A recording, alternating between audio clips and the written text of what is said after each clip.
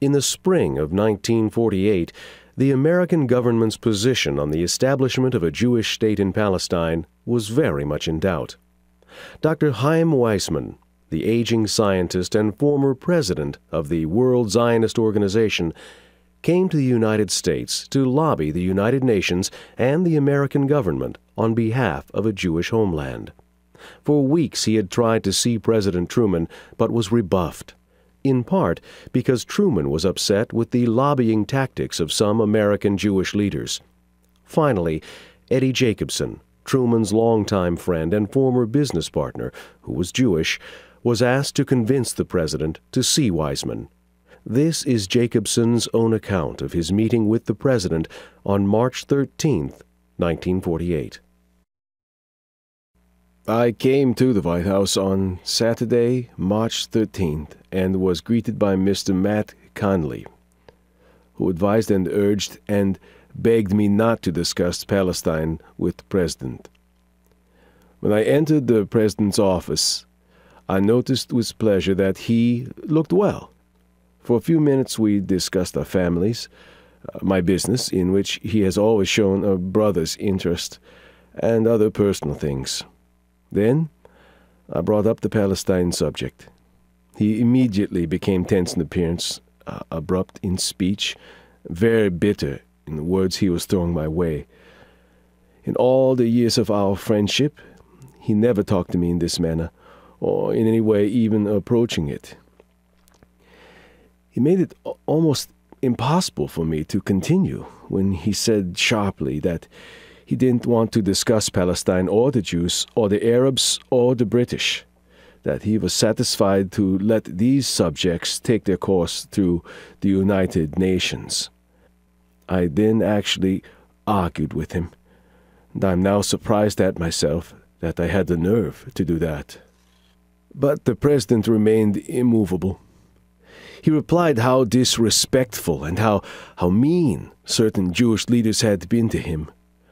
I suddenly found myself thinking that my dear friend, the President of the United States, was at that moment as close to being an anti-Semite as a man could possibly be, and I was shocked that some of our own Jewish leaders should be responsible for Mr. Truman's attitude. His turn down of my request, firmly and in anger, left me completely crushed.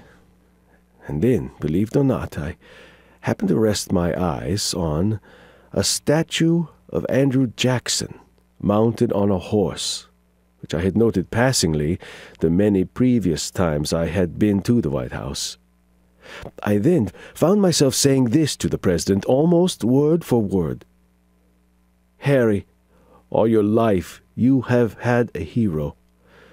You are probably the best read man in America on the life of Andrew Jackson.